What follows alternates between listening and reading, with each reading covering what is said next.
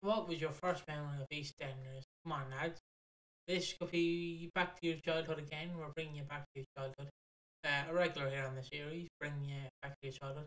Do you remember your first memory of EastEnders, lads? Like, think back to that lovely day when you had your first ice cream. You know, you're sitting down, 7:30 at night, having ice cream, some Ben and Jerry's, some H.B., and you click on the telly and you see the classic EastEnders intro. You know the one. We all know the one. Do you have a first memory of that, Ash? I don't specifically have a first memory of that, but I think honestly a lot of my memory, because I was born in 2000, and soaps were never really in my orbit too much.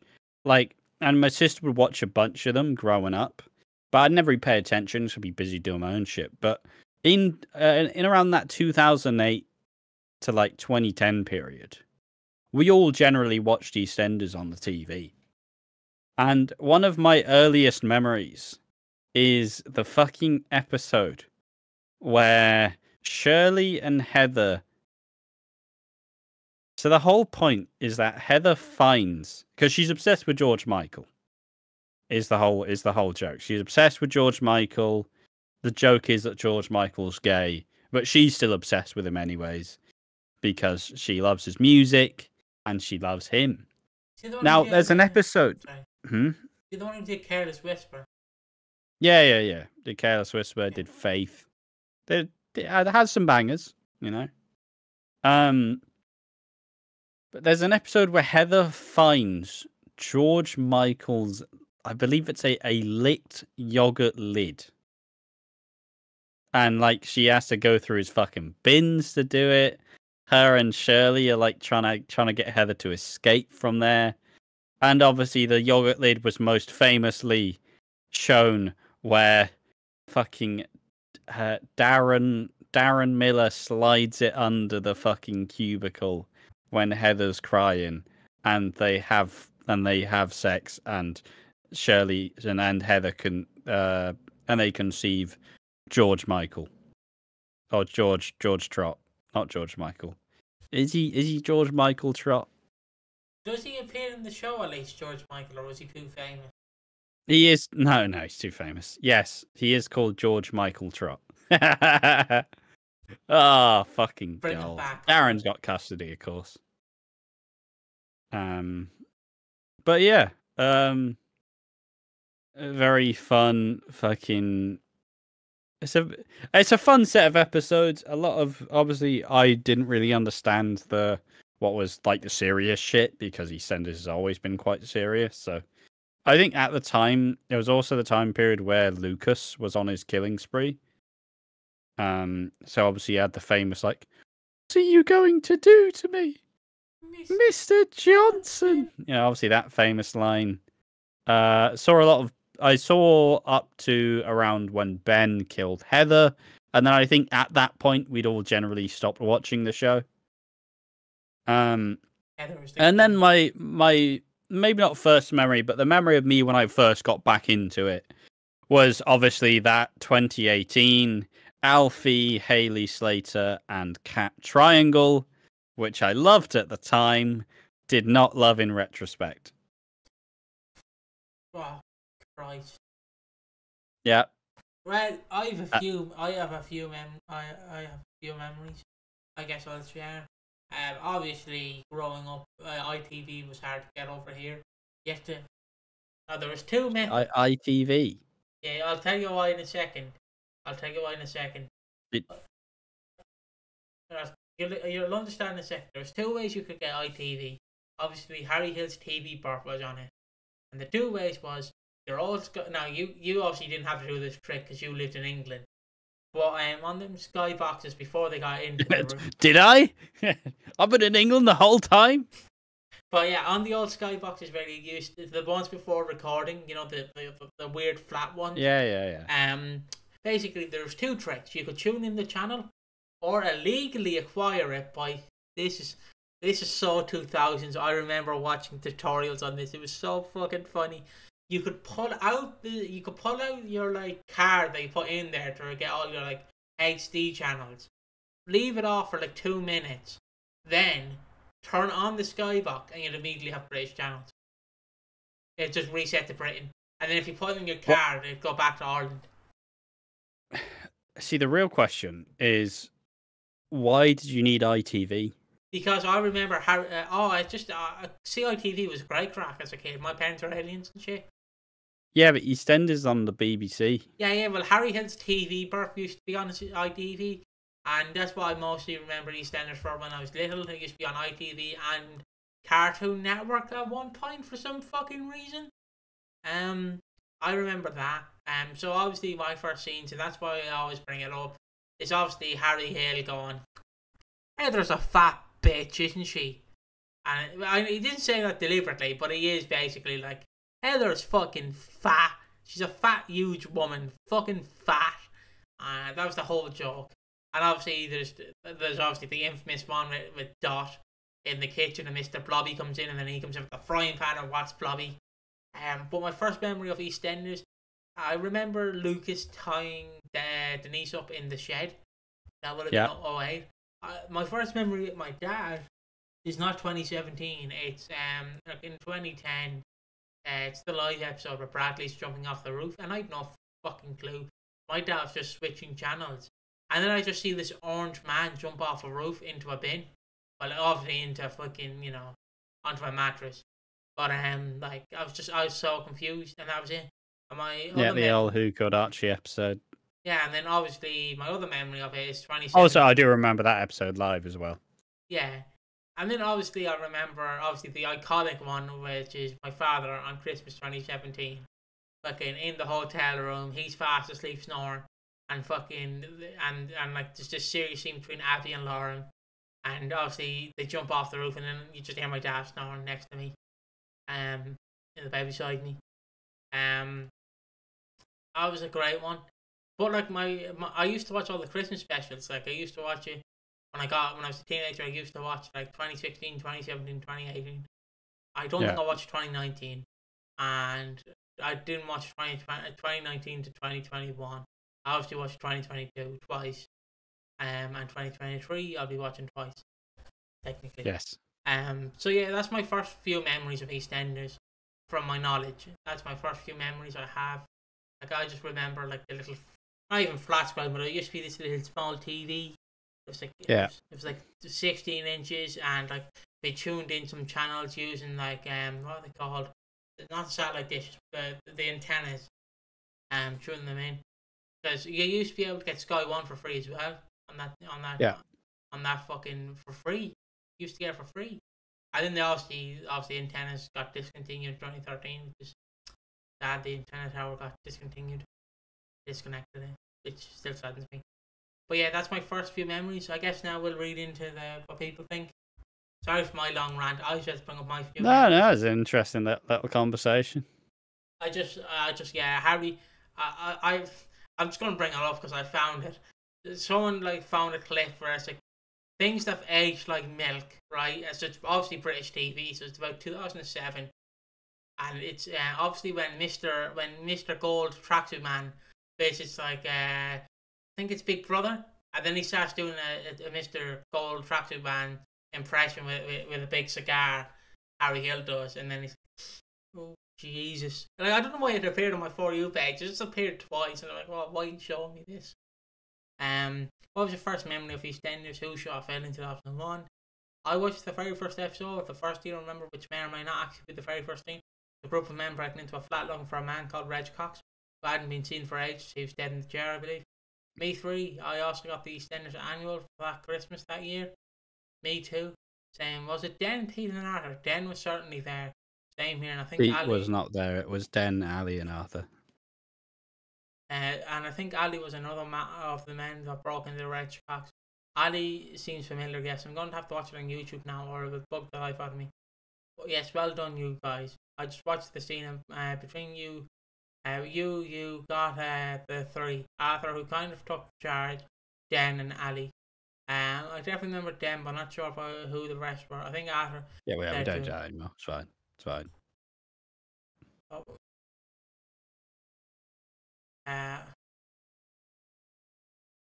don't know why that was fucking, like, why that was hidden. But anyways. Nah, who the fuck knows. We were shown the Anastasia scene between Dot and Ethel in religious studies class. Secondary school started watching after that. Euthanasia. Yeah, what?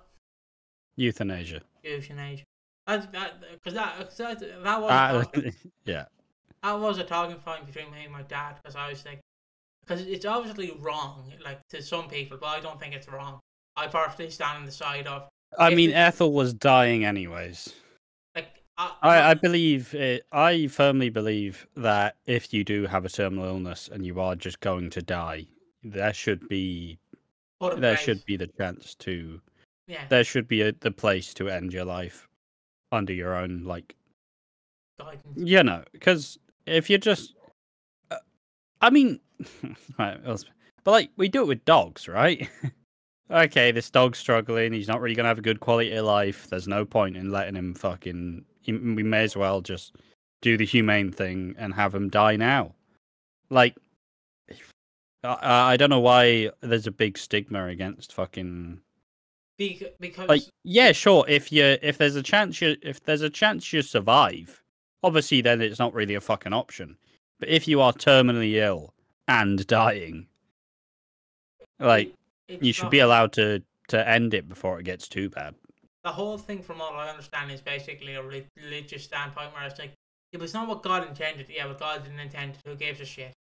Just let them die. Like, cause, like obviously, from experience with my nanny, like, if she was in bed sick, dying, I'm like, I don't know how you can look at that and go, yeah, maybe we can get sick. How long was it when she got diagnosed and before she passed? She was diagnosed with dementia in 2018, and then she got, like, well, it's not bowel cancer. I just say it's bowel cancer. She got, like, cancer in the I forgot what it's called, like, in the the body area, because she had Lewy body dementia. And then she also got, like, fucking what's it called? Oh, I'm trying to think of the word. You get it when you're fairly sick. Hypothermia, I believe. Yeah. And she caught that, so she was just laying in bed. And I know it's not right. But me and her, like, our best friend, for like, what I'll eat, for having a look, however, like, she's gonna die this week. She didn't die, and then it's like she's gonna die this week. She didn't die.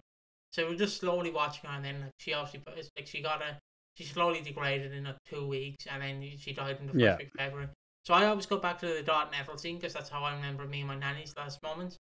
Except waking up when September End didn't play and Time of Your Life didn't play, which is still depressing. Imagine, like, you've seen your person finally, and then you hear Time of Your Life playing, and it's like, fucking hell. Yeah, it'd be like, I'm not ready for this song now.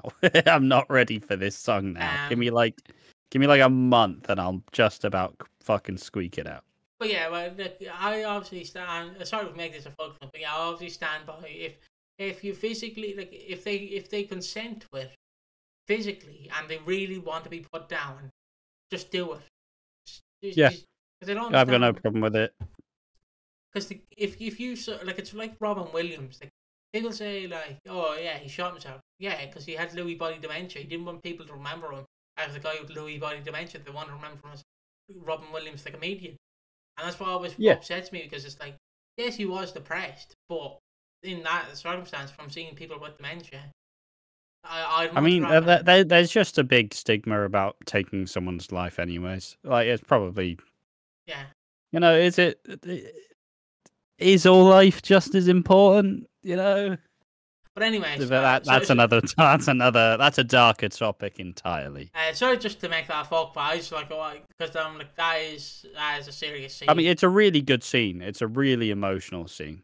That's actually one of the very first scenes I remember watching live. My sister had to explain to me why she would want to die. I think I was about that's even rougher. Yeah. Why does she want to die? She's dying and she wants to be killed earlier. Luke is killing Trina while waiting for Family Guy to come on. Been watching it ever since though. Wait, well, did this happen in the show where she was waiting for Family Guy to come on? No, it's not. Just fucking sat there waiting for Family Guy. Oh, that was a classic period. Great storyline. What fear of reaction she when Trina gets pushed onto a rake. Oh. Tiffany being run over. That's the big one which stands out to me. Exactly what I was going to say. Same one for me. Seems to be a real pillar in EastEnders history, that one. probably the fire when your son died in 2011. I was really young, and I was at my grandma's house, and I distinctly remember my uncle taking the piss out of you, so saying, "Athia." Just for context, he's not being racist, is he? Don't know. Billy hiding in the I remember the scenes, but I don't know it enough to actually know the context. So Billy hiding in the bat while they killed Jazz. Either that or the cafe explosion with Nick. Good old Jace. Huh? Jace. Jace. He's Jay's dad. Ah. Billy cowered in the corner as he was getting fucking beaten to death. Pauline Fowler making tea from a pink and grey tea cozy. EastEnders omnibus on a Sunday while Sunday roast is being made. For some reason, it's always cold or raining outside. I suspect that's because as a kid I would be outside not watching EastEnders on the one family TV. The weather was okay outside. Oh yeah, EastEnders on omnibus on Sundays. I remember that. I'm probably saying that wrong. Sorry, lads. Just a fake memory of Grant being scary to my 5-year-old self, 97 to 98. Probably shouting at Tiffany. As specific seems, I remember watching the episode when Peggy and Rob found out about the affair between Pat and Frank on Bonfire Night 2000. Especially the scene where Frank drives off and Pat shouts after him, "Frank!" Obviously I didn't see that scene live because I would have been probably not alive. But that scene also, I will always remember the fucking screams for each other that they make.